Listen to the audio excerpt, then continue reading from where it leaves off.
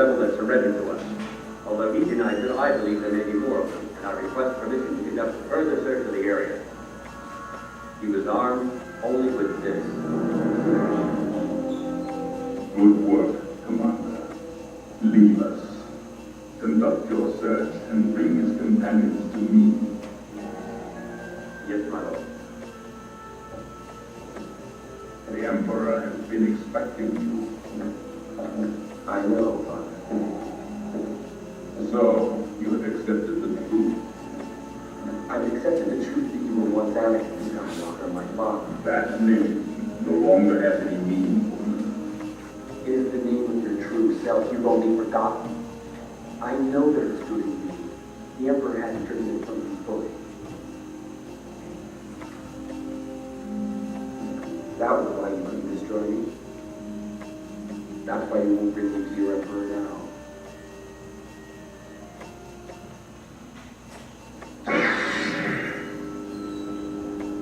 I see you have constructed a new lightsaber. Your skills are complete.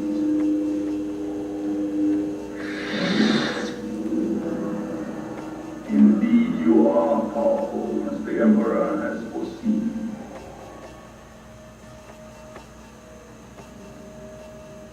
Come with me.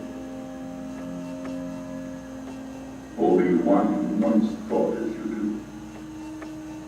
You don't know the power of the dark side. I must obey my master. I will not turn you, and you'll be forced to kill me. If that is your destiny, It's your demons, Father. You can't do this. I feel the conflict within you. Let go of your hate. it is too late for me, son.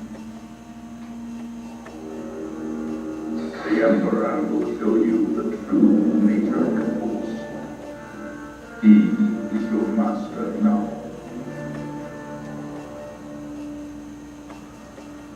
Then my father is truly dead.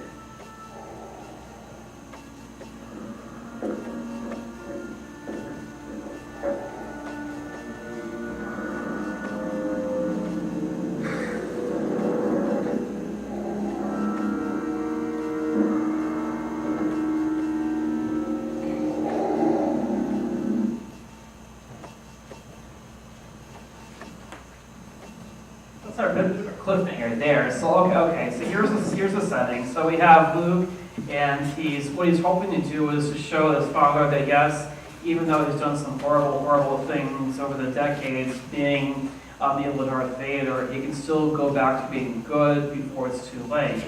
And often that's how it is with the battle between good and evil. Sometimes it takes a while before we're able to turn the corner, so to speak. And so, anyway, the next clip will show that yes, Darth Vader was able to turn the tide, and so he and Luke have one last conversation, and so he's able to do this. And it's a reminder too that there's no one that God can't save, especially if they're open to the grace of God.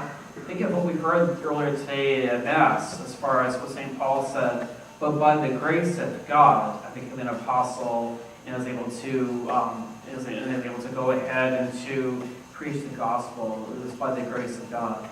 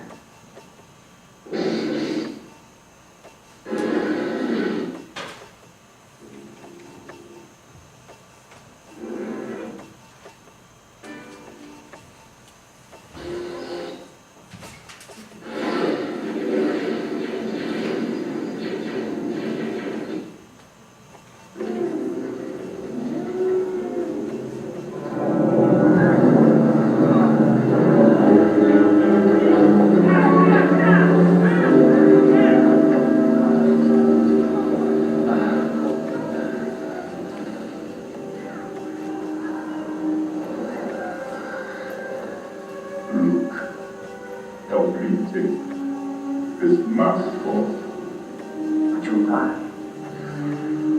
Nothing can stop that now. Just for once, let me look on you with my own eyes.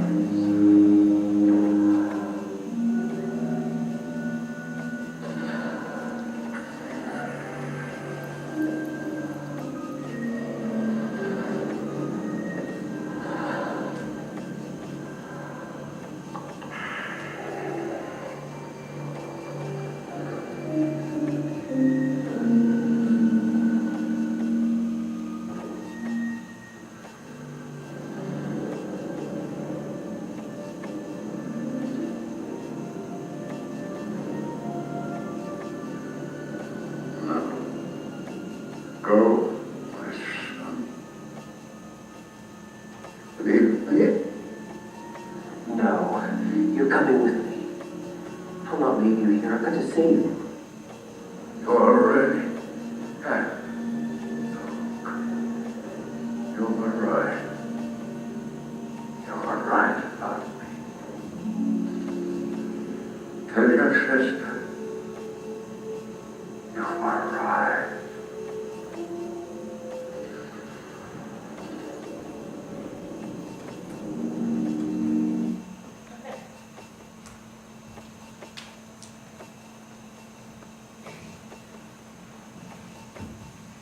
So it's not really that bad, but I didn't want to show the scene where Vader actually does save his son. Basically, in a synopsis, there's a scene there where Darth Vader, his master, the evil Emperor, is attacking Luke, and then Darth Vader saves his son from the attack and throws the Emperor over the railing there. It didn't want to scare anyone by showing that, but the idea is that you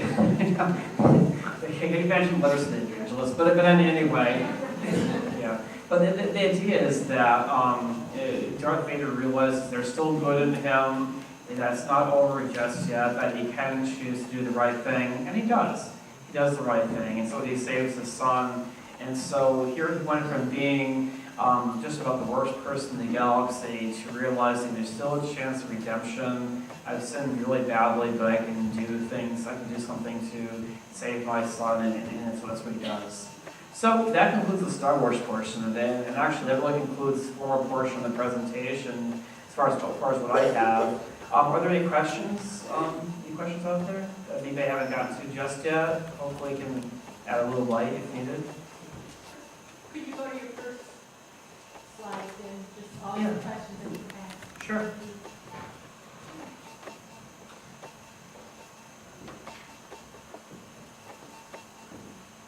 Yep.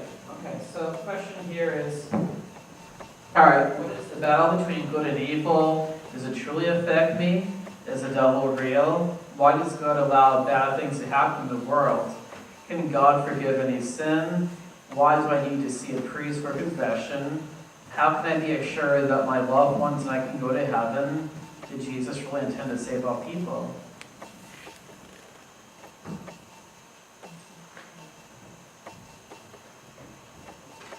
Sure. The question that I struggle with this a lot because as a Catholic, you learn that one of the things you learn is that if you confess your sin, you get absolution for it. You know, I mean, I struggle with things like, am I going to go to heaven and see someone there like a member of ISIS who at the last minute decided that he was going to turn to the good? You know, it's something that I think about sometimes and that I struggle with. Yeah, it's a good question. Basically, the question is, as far as what would happen if you go to heaven and see someone who you think, wait a minute, what are you doing here? You lived a really horrible life, you did horrible things to other people, whether they're a terrorist, like you mentioned, or something like that. Here's what I think of. Remember in the gospel where there was Jesus, he was between the two thieves, and the one thief is basically making fun of him. The other thief says, don't do that, don't say that. We belong up here, but he's innocent. Jesus, remember me when we come into your kingdom. Remember what Jesus says. Today, I tell you, you'll be living in paradise. Sometimes he's referred to as a thief who's still heaven. And so the idea is, and I also think too, the example of the vineyard, Remember how God went out searching for the people to be in the vineyard. He went out at dawn, he went out a little bit later in the morning, a little bit later throughout the day, and he also went out late afternoon. Think about, were they all paid the same usual daily wage? Yep. And who was the first to get paid? The last person to be called. So it's, yeah, God's ways and our ways, it's funny like that. We might think this isn't just, but then again, thankfully we do have a generous God who can't be outdone with kindness and mercy. I just wanted to make one comment about good and evil. Sure. Sometimes I feel like we give the devil a lot of power, and really, I always try to remind myself that the devil is a fallen angel. Right. He's not a God. Right. And that God definitely has more strength and more power, and that even though we need to be aware of the evil and the devil in our life, that God can overcome that. Well, absolutely, absolutely. Yeah, the comment being that we can't give the devil too much credit or too much power. No, I absolutely agree. Absolutely, certainly. That's right. The devil's a fallen angel, and thankfully God is the one who created this fallen angel in the first place. And so, yes, definitely called to be confident. I absolutely agree. The idea is to be confident that God is there for us. Our guardian angel is there for our guardian angels are there for us too. And again, to not live the life out of fear, absolutely, but in confidence. I agree. Sure. Let's see. How can I be assured that my loved ones and I can go to heaven? Yes. Because of that, I'm still going to have your children and you watch them and they're not going to church and they're pulling away. Can you talk on that topic? Yeah, can we sure? Well, are we ever 100% sure? Not 100% sure, but what I do often at funeral mass is I'll say that we trust the care of the person to Almighty God, we trust the care to them. And also think too at wake services, the standard gospel reading for wake services is when Jesus, the gospel according to John, when he says, do not let your hearts be troubled, do have faith in God, have faith in me. In my Father's house are many mansions, I'm going to prepare a place for you. He said this to his disciples to give them a sense of comfort because he realized he would be departing from them sometime soon. And so he's saying this because to give the word of comfort. And we also trust that that's meant for us to hear too. Do we ever know we're 100% sure? Well, actually, I have to take it back. Yes, the saints. We do know the saints. Absolutely. We do know the saints are in heaven. Absolutely.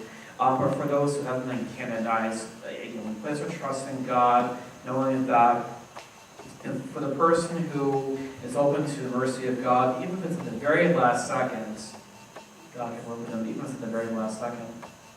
Other questions we have? Sure. Well, in that case where parents make a news and also even consider, I don't think anybody goes straight to heaven according to scripture. There would be stuff before. Oh, purgatory, yeah. And again, with that, I think it ultimately once we get there and we'll see our loved ones, we just have different steps of getting to heaven. Yeah, the idea of purgatory, yeah, that's about how full it is. I know a little bit about that from the catechism. Haven't read a ton about it. As we look at purgatory as, I think as Pope Benedict would have said a few years ago, the idea of purgatory is a place of preparation. It's a place of preparation. It's a place where there's still some attachment to sin, and so therefore it's allowing ourselves to be purged of that attachment to sin. The person will go to heaven. They're just not ready just yet. So, and I remember reading about this from Benedict's point of view. It was actually pretty positive, I would say, pretty uplifting. And not that purgatory is this place that, like, oh gosh, it's like this temporary place of punishment, similar to hell, but rather it's a place of purification and preparation. And yeah, as far as how long a person spends there, now that I'm not sure. That's God would. We have to explain this to the person, but I'm not sure how long the person spends there particularly, but we do trust that they're there. They'll go to heaven at some point. Sure. When I was growing up, there was a lot of stuff about the devil. And the church church didn't want to, people to be so mindful of it, because they didn't want the church, the people to acknowledge that he existed. And so now there's such an emphasis on it, but why so? Why so? Yeah, why is there such an emphasis on the devil? Well, if you think about it, movies about possessions are pretty popular these days. And I'm sure every year I don't know exactly how many, but I'm sure every year they release movies about possessions and things like that, and they're probably sensation-wise. So I imagine it has to do with that. So there's the shock factor, perhaps. I suppose a few years ago too, like when I was in high school, there was a rock musician named Marilyn Manson, and so someone like him would have glorified, in a bad sort of way, would have glorified certainly kind of satanic worship and things like that. Hopefully with the church can be a place of reasoning that is a sort of, like we alluded to a few moments ago, being that we have confidence in God, and certainly we have to understand the devil's out there, but not out of a sense of fear that God isn't going to protect us, but rather, I think maybe more of an acknowledgement, things like that. But yeah, I can understand as far as I think today there's probably more of, I guess, a fascination with the supernatural, perhaps, and entertainment. I think that's part of it. Entertainment right now has a lot on TV about that, particularly there's a night about the Angel Radio, the Angel Michael, that Lucifer and that, like, on TV, then I think on channel, TNT, and channel 31, which is,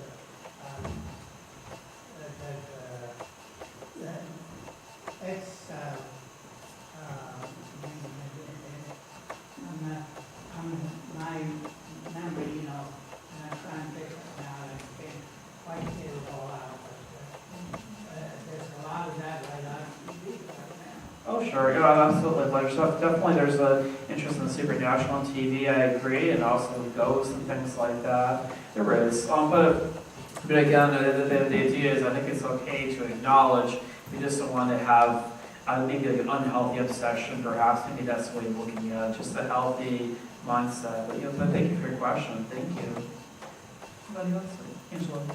How pleased would you be if this church was packed for harvest pancakes? That'd be amazing. I love that. That'd be great. Yeah. Part of Pancakes is this upcoming Tuesday, 6 o'clock in the church. 5 priests will be here, and so yeah, that's absolutely. I mean, when you think of the curate of ours, St. John Vianney, how he used to hear confessions for hours upon hours in his little church there in Vianney in France, and how happy it made God. So absolutely, God loves a repentant heart. Absolutely. So it makes me happy too. Ensures I have job security. Anybody else, or should we wrap up? What do you think? All right, thank you. Thanks, everyone. Appreciate it.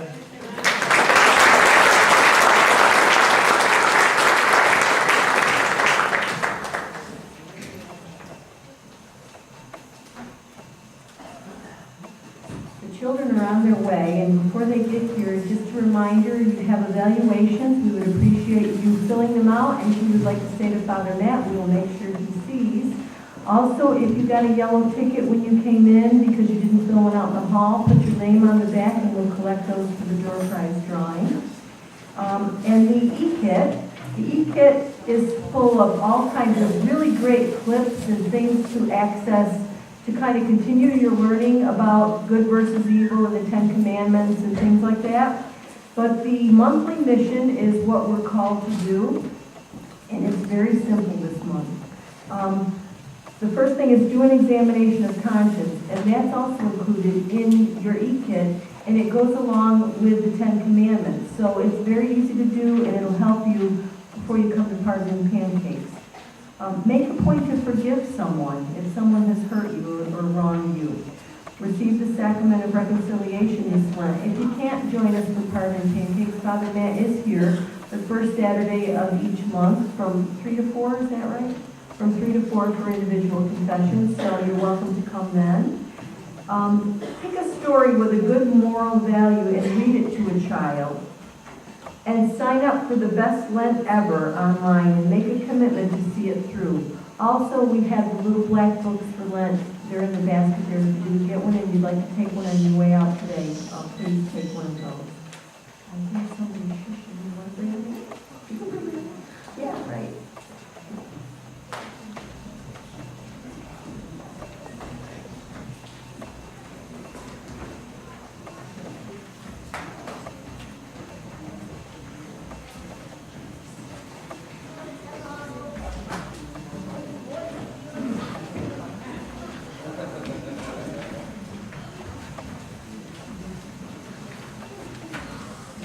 Children.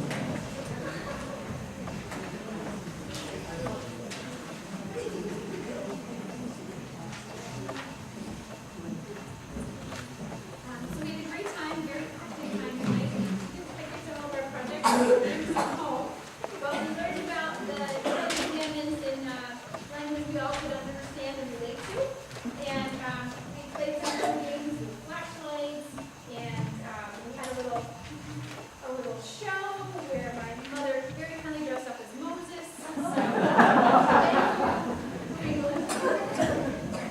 I think everybody hopefully did a wonderful time, and hope to see you again. Boys and girls, you can have a seat in your own here. The gift team is going to be passing out Band-Aids to everyone, and as well as collecting the yellow tickets if you have those. So everybody's going to take a Band-Aid and you're going to put it on your left palm. You're going to stick it on your left palm and leave it there for our ending ritual.